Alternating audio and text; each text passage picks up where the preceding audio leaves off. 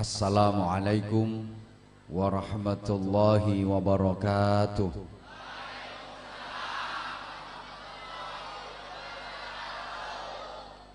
Bismillahirrahmanirrahim. Alhamdulillahilladzi arsala rasulahu rahmatan lil alamin. Asyhadu an la ilaha illallah wahdahu la syarikalah. Al-Malikul Haqqul Mubin. Wa ashhadu anna Muhammadan abduhu wa rasuluh as-sadiqul wa'dil amin. Allahumma salli wa sallim wa barik ala sayyidina wa maulana wa syafi'ina wa qudwatina wa uswatina wa habibina wa qurrati a'yunina Muhammadin sallallahu alaihi wasallam afdalil khalqi ajma'in wa ala alihi wa ashabihi wat tabi'in wa man tabi'ahum bi ihsanin ila yaumiddin. Subhanaka la ilma lana illa ma 'allamtana innaka antal alimul hakim. Rabbi shrah li sadri wa yassir li amri wahlul 'uqdatam min lisani yafqahu qawli waj'al li waziran min ahli. Allahumma nawwir qulubana wa quluba dhurriyyatina wa quluba jama'atina binuril ma'rifah wa ilmil mukashafah wal basirah ya fattahu ya alim. Iftah qulubana wa qulubahum futuhal arifin. Rabbana iftah bainana wa baina qaumina bil haqqi wa anta khairul fatihin. Walhamdulillahi rabbil alamin. Amma ba'du. Sa'adatul muhtaramin, ulama'an al-amilin, ar-rasikhin al-mukhlisin, para alim, para bapak kiai, para ajengan, para ibu nyai, masyayikh, asatid, para sesepuh, ketua DKM beserta segenap kepengurusannya yang dimuliakan Allah, yang wajib sama-sama kita taati dan kita ta'zimi. Pejabat pemerintah dalam semua tingkatannya yang berkesempatan hadir, dari jajaran Muspika, bapak-bapak dari Mapolsek dan Koramil, kepala kelurahan, para ketua RW, para ketua RT, tokoh-tokoh masyarakat, pimpinan-pimpinan pondok pesantren, pimpinan-pimpinan majelis taklim, pimpinan-pimpinan organisasi kemasyarakatan yang saya hormati, rekan-rekan panitia, sahabat-sahabat santri, hadirin hadirat, muslimin muslimat, bapak ibu saudaraku, ikhwatal iman, jamaah sekalian yang saya cintai, yang saya kangeni dan semoga kangen dengan saya, yang saya hormati rahimakumullah. Alhamdulillah atas takdir Allah, atas kehendak Allah, atas pertolongan dan kasih sayang Allah, malam ini kita dapat sama-sama hadir, berkumpul, bersilaturahim, berzikir, berdoa, bersolawat, bertolabil ilmi di majelis yang mulia ini dalam rangka hormat peringatan Maulid Nabi Agung Muhammad sallallahu alaihi wasallam. Dengan harapan mudah-mudahan majelis malam ini dapat menguatkan mahabbah, kecintaan kita kepada Rasulullah, sehingga dengan semakin kuatnya cinta kita kepada Rasulullah, kita akan termotivasi untuk selalu bisa mencontoh dan meneladani pribadi perilaku dan akhlak-akhlak Nabi untuk selanjutnya kita aplikasikan, kita terapkan dalam kehidupan sehari-hari, baik secara pribadi, berkeluarga, bermasyarakat, berbangsa maupun bernegara. Karena hanya dengan itu kita akan dapat meraih sa'adah abadiyah, kebahagiaan hakiki dunia akhirat. Bukankah setiap kita mendambakan kehidupan yang bahagia? Betul? Bukankah setiap kita mendambakan kehidupan yang istilah agamanya barokah, yang ziyadatul khair, selalu bertambah nilai kebaikannya? Allah mengajarkan satu doa yang itu diabadikan dalam Al-Quran. Rabbi auzilni muzalam mubarakan wa anta khairul muzilin. Ya Allah Tuhanku, tempatkanlah aku kapanpun, dimanapun, pada posisi yang selalu Engkau berkahi. Memang hidup yang paling nikmat, paling membahagiakan itu hidup yang barokah, yang ziyadatul khair. Semakin lama semakin bermakna. Hidup yang semakin tua semakin mulia, semakin hari semakin berarti, semakin lama semakin tinggi derajatnya, semakin lama semakin banyak ibadahnya, semakin lama semakin banyak amal-amal solihnya, semakin lama semakin banyak saudaranya, semakin lama semakin banyak sedekahnya, semakin lama semakin banyak pahalanya, semakin lama semakin banyak barokahnya. Semakin lama semakin tinggi derajatnya, semakin lama semakin mahal harganya. Itu kehidupan yang berkah, kehidupan yang sukses. Jangan sampai hidup ini semakin lama semakin rendah derajatnya, itu kehidupan yang gagal. Jangan sampai hidup ini semakin lama nilainya semakin murah, itu hidup yang gagal. Segala sesuatu di dunia ini semakin lama harganya semakin mahal. Setahu saya, tanah di mana-mana semakin lama harganya semakin mahal. Pakaian jenis apapun semakin lama juga semakin mahal. Alat-alat elektronik itu semakin lama harganya juga semakin mahal. Sampai bumbu dapur, bawang, brambang, ketumbar, lombok, merica, terase, itu semakin lama harganya juga semakin mahal. Sehingga saya pun ceramah juga begitu. Lah kalau hidup semakin lama semakin murah, itu hidup yang gagal.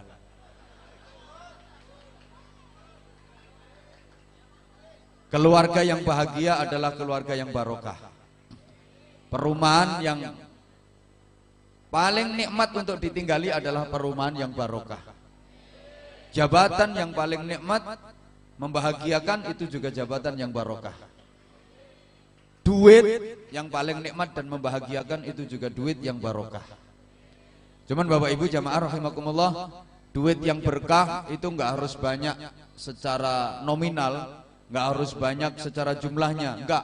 Tapi yang banyak itu nilai kebaikan dan kemanfaatannya. Dan tanda orang yang hidupnya barokah itu atine ayem, keluarganya tentrem, meskipun duitnya banyak. Jadi atine ayem, keluarganya tentrem, meskipun duitnya banyak. Itu hidup yang barokah. Lah sekarang punya duit banyak tapi keluarga nggak tentrem, ya nggak barokah namanya. Punya duit banyak banget, 50 juta. Banyak apa banyak? Ya kalau ukuranmu sih udah banyak banget. Punya duit banyak, 50 juta, tapi kalau keluarganya nggak tentrem, anak laki-lakinya kena narkoba, anak perempuannya kena imbasnya pemilu, perkawinan hamil dahulu, hamil di luar nikah, suami menghamili istri tetangga,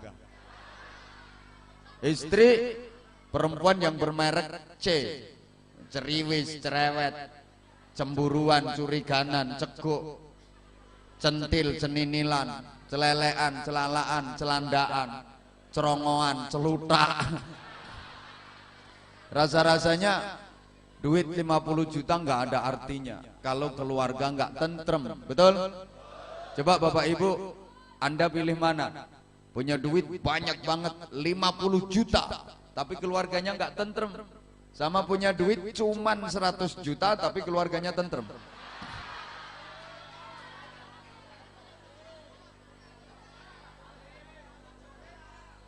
Mudah-mudahan semuanya barokah, keluarganya barokah, rumah tangganya barokah, didukung oleh rumah yang bagus. Cuman perlu diingat bahwa bagusnya rumah itu barometernya, ukurannya bukan dari bangunan fisiknya. Biaya pembangunannya miliaran, bahan bangunannya serba kristal, semuanya impor dari luar negeri. Ya mesti, masa impor teko Jonegoro. Perabotannya mahal-mahal banget, seluruh ruangan udah ber-AC, sampai toiletnya AC. Kan selama ini kalau ruangan Anda kan banyak yang belum AC, masih AB gelasnya, angin berobos itu. Ini luar biasa rumahnya, mentereng. Bukan itu ukuran bagusnya rumah, tapi rumah bagus itu ukurannya dari penghuninya, orang-orang yang tinggal dalam rumah itu.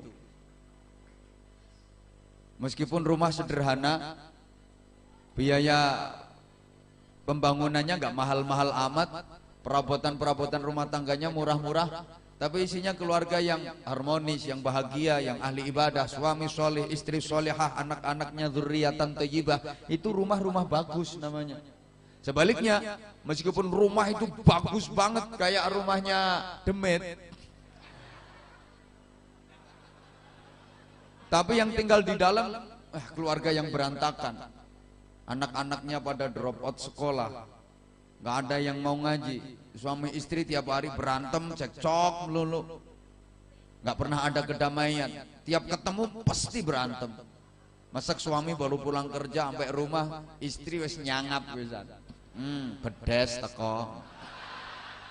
Suami kan nggak mau kalah, oh ketek akan cangkem.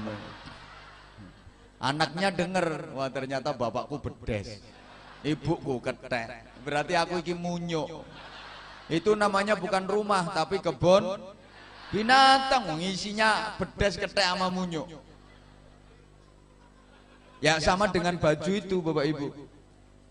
Ukuran baju bagus itu bukan dari kainnya yang sutra kualitas tinggi, modelnya yang wah keren, gentle, trendy, funky, bukan. Bandrolnya mahal, bukan. Tapi ukuran bagusnya baju itu dinilai dari orang yang ada dalam baju itu, yang make. Meskipun baju itu berbandrol mahal, bandrolnya 10 miliar. Mbuh klambi opo mbuh pokoknya. Yuk sekalian bikin contoh biar gak kena dibantah. Bandrolnya 10 miliar. Kainnya kualitas tertinggi, modelnya paling bagus. Mohon maaf, tapi yang tinggal di dalam itu perempuan yang moralnya bejat, akhlaknya rusak, nakalnya amit-amit. Itu aku nggak tahu namanya, mohon maaf banget nggak bisa nyebutin, terpaksa. Bahasa Jawanya nggak ngerti, bahasa Sundanya nggak ngerti, bahasa Betawinya juga nggak ngerti, bahasa Indonesianya juga nggak ngerti. Ngerti aku cuman bahasa yang agak ke Inggris-Inggrisannya. Perempuan kayak itu dinamakan the lonte. And the begengge.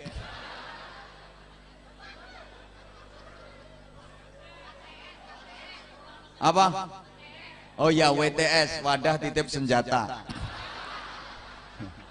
Ada yang bilang PSK, perempuan suka kelon. Malah orang Jawa bilang balon, sing bayar oleh kelon.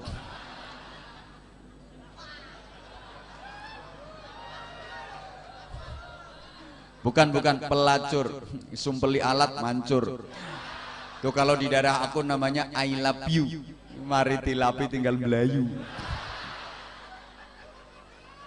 Baju yang berbandrol mahal, kalau yang make perempuan kayak gitu, ya nilainya jadi murah. Orang yang ada di dalam baju itu perempuan murahan. Halo.